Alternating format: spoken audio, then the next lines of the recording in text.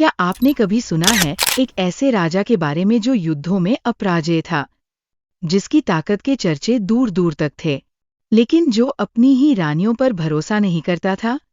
इस राजा ने अपनी पत्नियों की पवित्रता को बचाने के लिए एक अजीबोगरीब तरीका अपनाया, एक ऐसा कवच जो इतिहास में कभी सुना नहीं गया।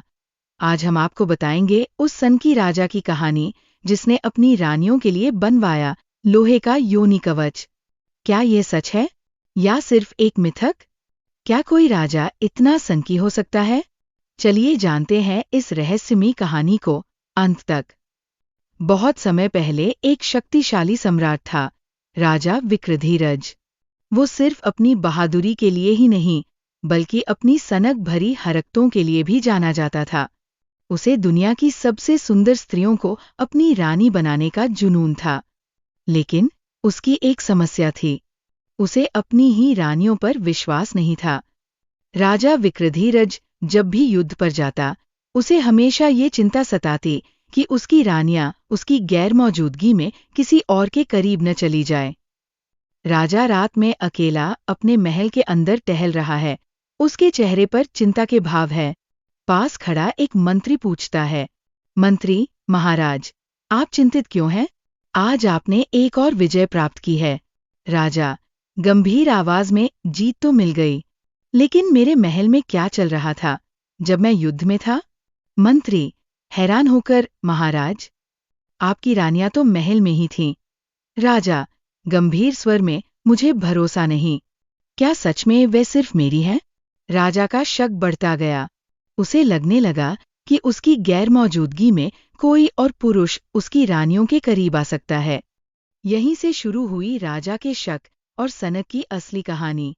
राजा अपनी रानियों की गतिविधियों पर जासूस लगाने का आदेश देता है। जासूस महल में इधर उधर घूमते हैं, लेकिन उन्हें कुछ भी संदिग्ध नहीं मिलता। पर राजा को अब भी संतोष नहीं होता।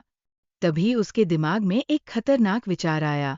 राजा, मैं चाहता हूँ कि तुम एक ऐसा कवच बनाओ जो मेरी रानियों की पवित्रता को सुरक्षित रख सके। लोहार हैरान होकर, महाराज, मैं समझा नहीं, किस तरह का कवच? राजा गंभीर स्वर में, ऐसा कवच जो उनकी कमर से लेकर जांघों तक पहना जाए और जिसमें एक मजबूत ताला लगा हो। उसकी चाबी सिर्फ मेरे पास होनी चाहिए। लोहार डर के मारे कांपने लगता है, लेकिन आदेश का पालन करता है। कुछ दिनों बाद कवच तैयार होता है। राजा ने आदेश दिया कि जब भी वो युद्ध पर जाएगा, वो अपनी हर रानी को इस लोहे के कवच में बंद कर देगा। यह कवच इतना मजबूत था कि इसे तोड़ा नहीं जा सकता था।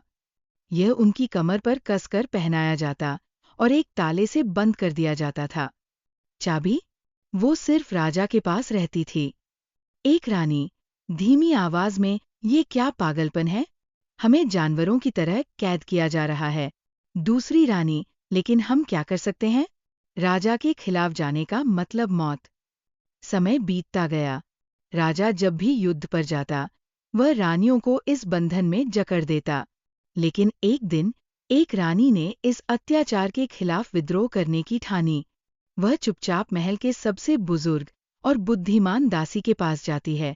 रानी, मुझे इससे छुटकारा पाना होगा। क्या कोई रास्ता है? दासी, एक तरीका है, लेकिन ये बहुत जोखिम भरा है। दासी बताती है कि एक नकली चाबी बनाई जा सकती है, लेकिन अगर राजा को पता चल गया तो मौत निश्चित है। रानी फैसला कर चुकी थी। उसने एक चतुर योजना बनाई और किसी तरह इस लोहे के बंधन को तोड़ने में सफल रही। राजा युद्ध से लौटता है और सबसे पहले अपनी रानियों को देखने जाता है। राजा, अब मैं खुद जांच करूंगा कि मेरी रानियां वफादार है या नहीं। लेकिन जैसे ही वह एक रानी के पास पहुंचता है, उसे पता चलता है कि उसका कवच खुला हुआ है। राजा क्रोधित होकर चिल्लाता है, ये कैसे खुला? कौन जिम्मेदार है? रानी निर्भीक होकर, महाराज, हमें कैद करने का अधिकार आपको किसने दिया? क्या हम कोई वस्तु हैं? पूरा दरबार स्तब्ध रह जाता है।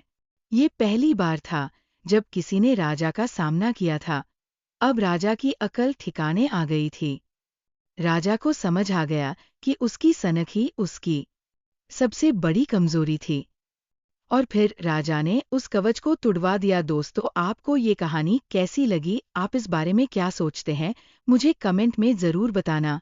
और आपकी प्यारी अनु के साथ बने रहने के लिए इस चैनल को सब्सक्राइब कर लीजिए। धन्यवाद।